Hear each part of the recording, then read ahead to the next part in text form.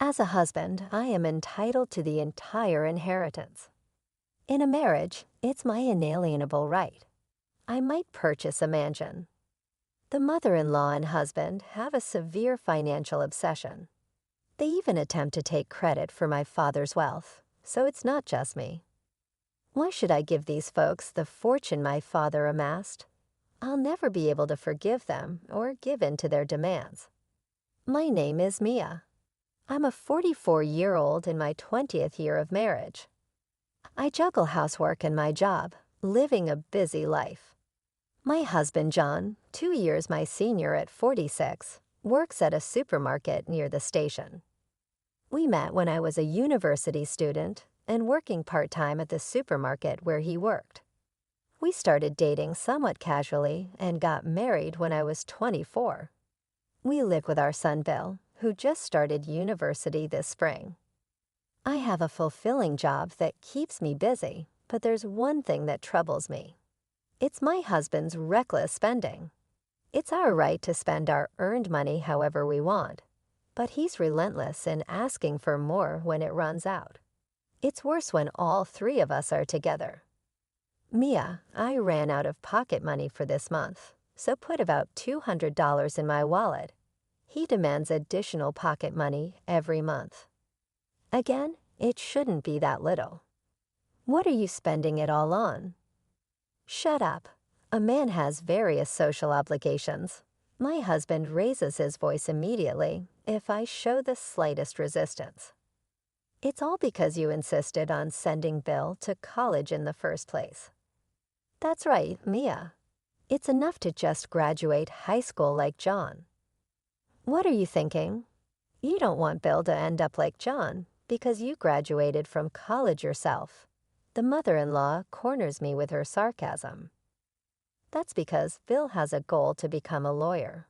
You agreed to it too, didn't you? I didn't think it would cost so much money. Then the father-in-law says, Mia, you could just have your father pay for all of it. He lives in such a big house. He wouldn't hesitate to spend on his dear grandson's college fees. I thought, isn't he your dear grandson too? But I kept quiet, knowing it was pointless to argue. It's always like this when it comes to money. I'm really glad Bill wasn't home at this time. He doesn't think highly of his grandparents either. He makes sure to go out whenever he knows they're coming. It's always the same.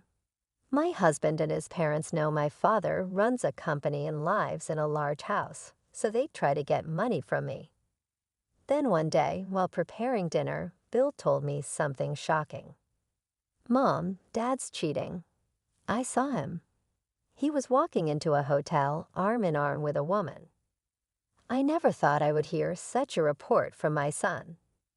I felt more disgusted than angry, realizing I probably didn't love him anymore. Just get a divorce, Mom. I can work part-time. It's very reassuring to know my son feels the same way. Thank you, Bill, but I'll talk to your father first. You don't have to worry about anything if we do get divorced. I'm working too. On the night I thought about confronting him about this, suddenly, my husband came home with his parents. Father-in-law, mother-in-law, what brings you here all of a sudden? Then the husband and his parents barged into the living room. I thought I'd do something nice for my parents, like taking them on a trip to Hawaii. It's a bit much, but could you prepare about $5,000? Again, a demand for money, and this time a large amount. The in-laws were grinning at me. Where would I get that kind of money? If you don't have it, ask your father. It's unfair that your parents live in a big house, and we're in a rental apartment. He came up with some nonsensical argument. I was fed up and said, speaking of which, you're cheating, aren't you? My husband and his parents froze. I thought it would be better to have them hear it too, so I decided to confront him as planned.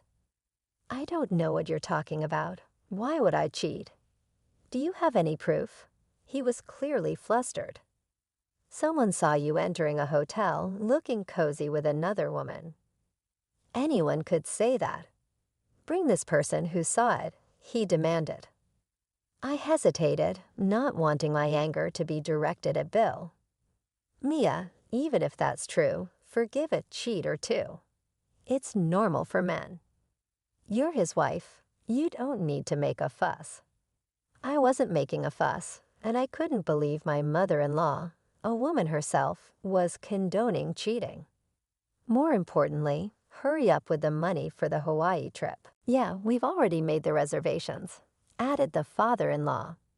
That's right, Mia, I'm counting on you. My husband always tries to change the subject when things don't go his way. I couldn't stand these people anymore. We're getting a divorce, I said calmly. What are you talking about? Don't decide that on your own. If you really want a divorce, I'll take your parents' mansion as property division. While we were arguing, my cell phone rang. It was from my uncle. He's my father's brother with whom I often drink together. Is that you, Mia? Your father suddenly lost consciousness and collapsed. He's been taken to the hospital by ambulance. I don't know his condition yet, but can you come quickly? I answered without hesitation. I explained the situation to my husband and his parents and hurried to the hospital. Uncle, how's Dad? For now, he's asleep. He's not in immediate danger, but his condition isn't great. I was somewhat relieved, fearing the worst. My father is 67, so it wouldn't be strange for something to happen at his age. My father took over the company from my grandfather and worked tirelessly. Now he leads a comfortable life, but it was tough at the beginning, to the point where we almost had to sell the big house my grandfather built. My father worked hard to turn things around. My mother passed away from an illness when I was in middle school, but my father never remarried and raised me by himself. My father is irreplaceable to me. It seemed like he wouldn't wake up today, so after talking with my uncle for a bit, I went home. A few days later, I got a call that my father had woken up, and Bill and I went to visit him. Hey Mia, Bill, sorry to worry you. He seemed more energetic than I thought, which was a relief. Bill, how's college going? Yeah, college is fun, and I'm studying hard. My father was happy to see Bill, but when Bill stepped out, he said, Mia, if something happens to me, I've left everything about the company to my subordinates, so you don't have to worry. As for the house, I interrupted my father. Dad, don't talk nonsense. Just get better soon. You don't need to worry about anything right now. Yeah, you're right, my father replied with a sad but gentle smile. Afterward, the doctor called me, and it seemed my father's condition was quite serious. Years of overwork had taken their toll. On the way back, I couldn't stop crying. A few days later, my father passed away. That night, I cried until my eyelids swelled. During that time, Bill was my only support, staying by my side the whole time. However, as an only child, there were things I had to do. I started preparing for the funeral, trying to switch gears. The funeral was held at my family home, and many people came to offer condolences. I was reminded of how great my father was. I was too busy with arrangements to grieve. Bill helped as much as he could, even though he didn't understand everything. But my husband just played with his phone, doing nothing. With the help of relatives and my father's colleagues, we managed to get through the funeral. As we were cleaning up, my in-laws hurried over. Father-in-law, mother-in-law, thank you for today, I greeted them. My mother-in-law said, Mia, that's not important. What a splendid house. As always, she seemed impressed by the size of my family home. I was speechless due to our vastly different emotions. Mia, is it true this house would sell for $3 million? Another insensitive question from my father-in-law. I evaded the question. I don't know. It's not my house. Then my mother-in-law quickly added, You don't have any siblings, right, Maya? Yes, what about it? I answered sternly. Oh, nothing, just checking. After that, they left, satisfied with my husband. After all the memorial services were over, I finally had a moment to breathe. While I was putting away the funeral clothes at home, my husband said, "My parents are coming over now." What? Why are they coming? I was depressed, thinking it was about money again. Why are they coming? They're my parents. We'll talk about it when they get here, so wait a little longer. A few minutes later, my in-laws arrived, grinning. They sat on the sofa. Then my husband said, "Hey, Mia, when are we moving? If it's just the three of us in such a big house, it's a waste. My parents will live with us after we move." What are you talking about all of a sudden? We're getting divorced. I was busy with my father's affairs, but my intention to divorce hadn't changed. Oh, come on. That topic again. I was wrong before, got a bit angry, but I'm not cheating, and I don't want a divorce. Don't joke around. I raised my voice. Now, you two, spouses share everything, so it's not good to monopolize. My father-in-law smirked and said something nonsensical. A wife should listen to her husband. You're planning to keep all the inheritance for yourself. I'll take it all. It's my right as a husband. If you don't like living together, Mia, you can just give us the inheritance. Maybe we'll buy a mansion. My husband and his parents seemed to think all the inheritance was theirs. What a ridiculous family. My patience had long been exceeded by the audacity of these people, thinking they could inherit the house filled with precious memories of my father and the wealth he had worked so hard to accumulate. I want a room that's spacious and gets plenty of sunlight. I'd prefer a room close to the toilet. There are plenty of toilets in such a big house. Despite my glaring at them in anger, they were discussing these outrageous things. I vowed never to let them have their way. A few days later, I got a call from my uncle. "It's been tough, Mia. You did well," my uncle consoled me. "There's something I need to talk to you about. Can you spare some time?" I agreed to meet him that night. "Uncle, what's up?" "What did you want to talk about?" "There's something I absolutely have to tell you, Maya." I was shocked by what he told me. I couldn't believe it had come to this. Then I told him everything about what my husband and in-laws were saying. What? They said that? Ridiculous people. Unforgivable. My uncle was furious. I definitely don't want to let them have their way, but it seems okay from what you said. Uncle, what should I do? How can I make them give up? Don't worry about anything, Mia. Leave it all to me. Actually, there's more. Hearing another piece of news from my uncle, I was even more astonished. "Uncle, can we meet again tomorrow? I want Bill to hear this too. He's not a child anymore, and this will be a good learning experience for him." I decided to proceed with a plan with my uncle and Bill. The next day, I took Bill to meet with my uncle to discuss our strategy. For Bill, it was about his father and grandparents. I was worried about how he would truly feel, but it was an unnecessary concern. That's an amazing story. I'm getting excited. I don't care about people who see Mom and Grandpa only as money. Please help us, Uncle.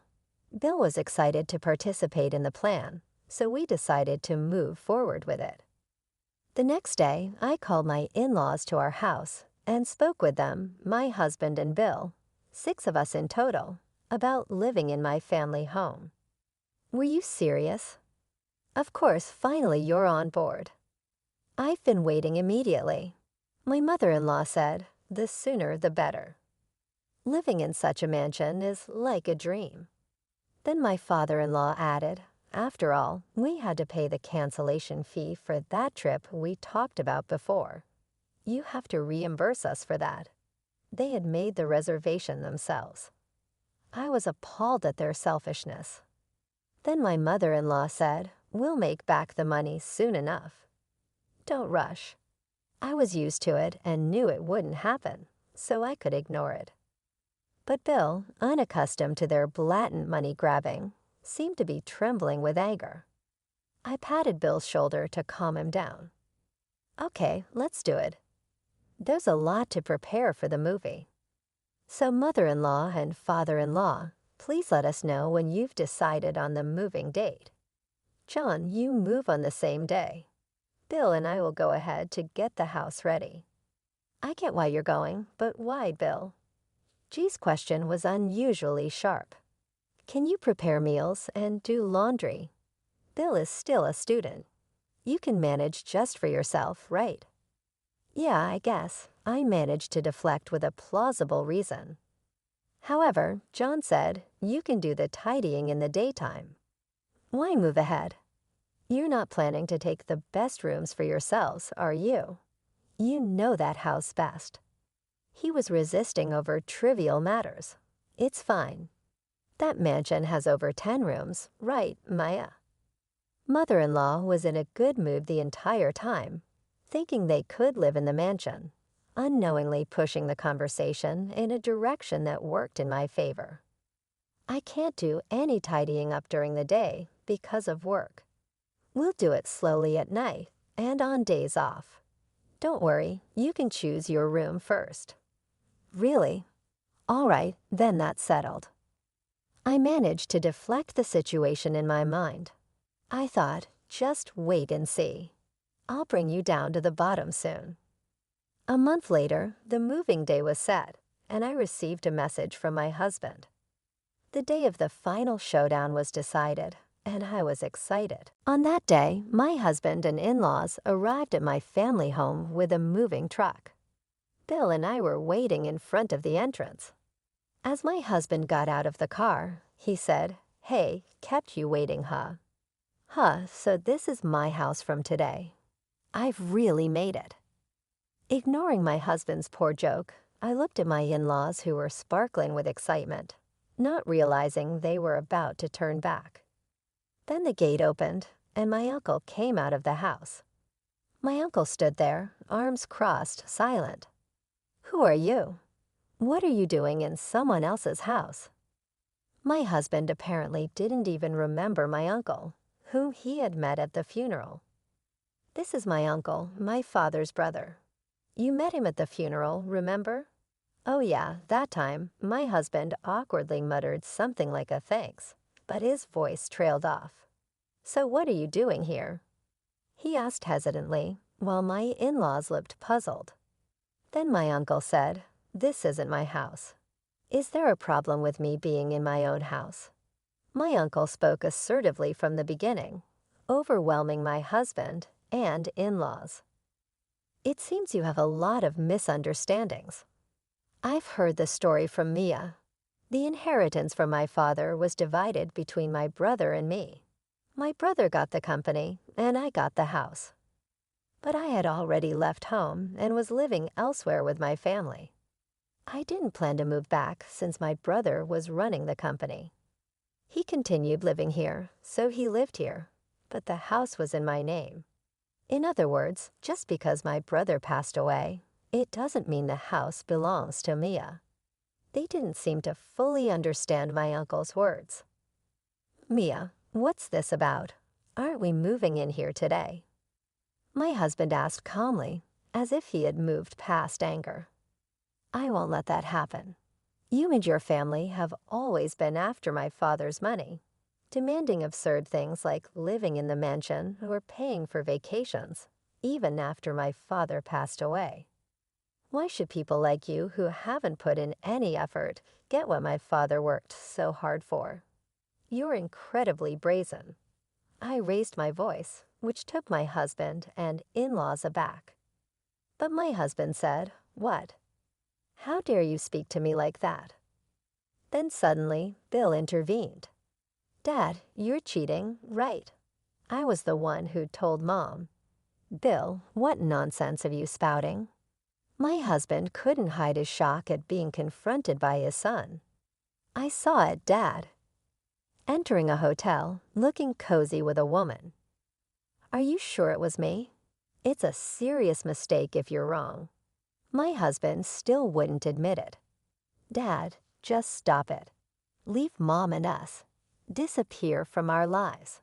The words from his son seemed to hit him hard. But my in-laws' obsession with money was relentless. We don't know what the truth is, but if you want a divorce, go ahead. But we'll need a proper property division. We gave up our apartment and even quit our jobs to relax in that mansion today. Then my mother-in-law added, "That's right, John quit his job too. We have nowhere to live or work now. It's too convenient for you to just send us back. We'll make sure we get what we're owed." I was astounded. Huh? You quit your jobs, both of you? Why would you quit your jobs just because you're moving houses? Are you stupid? Now I clearly see how much you were counting on my father's inheritance. You're the ones being too presumptuous. The hopelessness of my husband's and his parents' actions far exceeded my expectations. Either way, as his child, I'm supposed to inherit this estate. I'll be expecting a hefty property division. That's when my uncle stepped in again. Listening to you talk one absurd thing after another, I can't believe how you come up with such ideas. There's no point in having a rational conversation with you. To put it bluntly, I'm a lawyer. So what? How does that relate to anything? Don't you get it? The divorce will go through, and you'll be the one paying the property division. My husband and his parents still didn't seem to grasp it. It's true that just Phil witnessing your affair isn't enough evidence, but a month ago, Mia hired me as a lawyer to investigate your infidelity. My husband's face gradually turned pale. In the past month, you've met with a part-time worker at your workplace. Let's call her Mrs. A, 5 times about once a week, always at the same hotel. I know about the allowance Mia gives you. It's not enough, right? That's why you were always asking for more. What are you basing this on? Do you have any evidence? I'm saying this because I have evidence. I have several photos. Shall I mention Mrs. A's name here? My husband had no choice but to admit it. You're having an affair. That's an undeniable fact.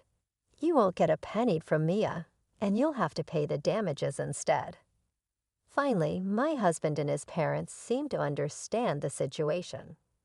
From now on, please handle everything through a lawyer and never show your faces to me again, I said firmly. My husband glared at me for a moment, but then looked away, and they all left the way they had come. Thank you, Uncle. No problem. I was more motivated than usual since they were bad-mouthing my brother. Once this is settled, I'm going back to my family. Mia, Bill, you live in this house. It's what your father and grandfather would have wanted. It's a shame for such a nice house to be empty. Okay, I'm happy to live here, I answered with a smile. Honestly, I had hoped for this outcome. Not just living in a mansion, but being able to live in a house full of memories with my father. Thank you, Uncle. This has been a great learning experience for the future. Good job, Bill. Investigating your own parents' affair is quite an intense work experience. Study hard in college and become a great lawyer. After that, my uncle successfully finalized the divorce. Bill and I began living in the house my father had lived in. It was too big for just the two of us, but I was very happy to be surrounded by memories. Bill seemed to have learned a lot from my uncle and was more committed than ever to his studies to become a lawyer. My husband and his parents ended up living in an old apartment. He struggled to find a new job due to his age and called me once. I need to borrow some money. His tone was different from before, not entitled but pleading. We're estranged. We're strangers now. I don't lend money to strangers. Don't contact me ever again. I hung up the phone without waiting for a response. Since then, there's been no contact from my ex-husband. My uncle told me they were getting by with part-time and day jobs. Apparently, his affair partner left him too because he was no longer financially stable. It turned out they never planned to go on the body trip and had borrowed money from somewhere unknown to me. They were planning to use the money to pay back their debts. I don't know who came up with such a scheme. It's irrelevant now, but I'm glad I cut ties with them. I feel like a weight has been lifted off my shoulders, both physically and mentally. I'm going to work hard at the job I love. My immediate goal is to see Bill graduate from college successfully.